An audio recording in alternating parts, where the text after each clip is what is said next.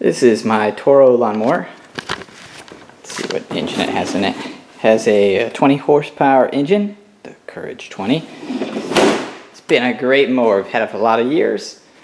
But just recently it blew one of its tie rod ends. So that's what we're going to repair today. So here's how you steer, right? You've got your tie rod end attaching. That's what turns the wheel left and right when you move the steering wheel. On this side, you'll notice it's completely separated. What has happened just over time, the ball and socket here have worn out. They've separated. So I'm going to replace it. It should be pretty straightforward. So this is the part we'll be putting in its place. It's a 3/8 and 7/16 tie rod end. So you'll need to keep our bolt, but this should just spin onto the existing tie rod, bolt it up, and we should be done. That's what we're going to try to do today. So you're zoomed in on the left side. We've got this, hold it on top here, and this part will actually just spin. See, we can just spin that off. But first, I'm going to try to loosen the top nut, and that I'm going to use a 9/16 wrench. It's just a little bit bigger than a 14 millimeter. Oh, we're turning the wheel at the same time. Okay, well the very first thing I'm noticing is that as I'm spinning it, the bottom is flailing around, so I'm going to need something to grab the bottom. Okay, I'm going to use the 13 millimeter on the bottom and the 9/16 on the top.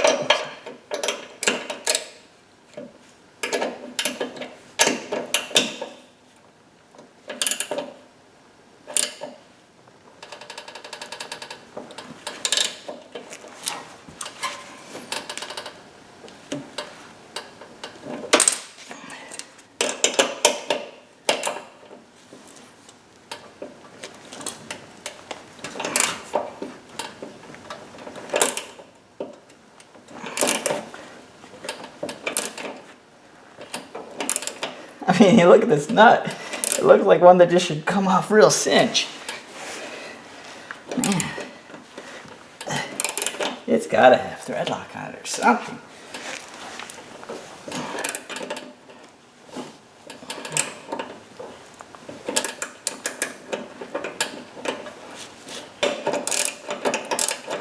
Almost. Okay, there we go. Yeah, it had red lock on it. So this nut we'll want to keep. Here's the bottom ball. You can sort of see where this is, that piece right there that's supposed to be in there with the rubber boot. So we're going to keep the nut. Put this back up in there. Actually, before I do that, next step, I think I'm going to take this piece off right here. Okay, so on the tie rod, it's threaded and it's got a nut. The nut is just to make sure you can, bind it, make it so it doesn't spin, and that's where it's aligned, I guess you could say. So I'm going to leave that nut just exactly where it is. We'll spin this one off. This is about how easy I thought the other one was going to be. Okay, pow, it's off. So here's this bottom part on these two pieces. That is this bottom piece.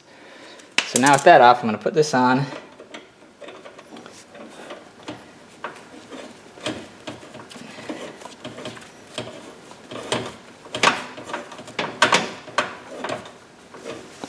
I'm going to screw it on back to that nut. That was its original placement.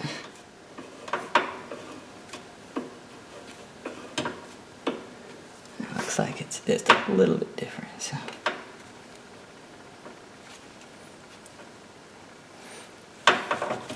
There. Okay, now with that, moving the wheel back so it lines up. Taking our nut. Put that back on there. Okay, we're going to need the wrench again to hold it.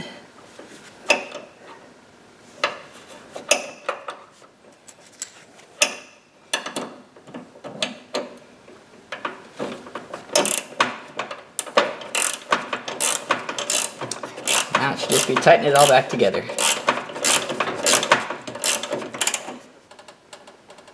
Okay, that's tight. Okay, now with that, the wheel should steer together now. Before we'd steer one tire and the other tire would go nowhere. So let's give it a try. Yay, steering. Okay, so that's it.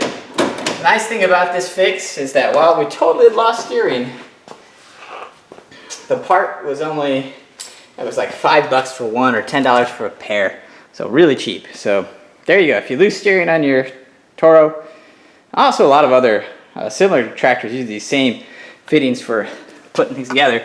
All you need is like a $10 part or a pair, and you have brand new ones. Hope it helps.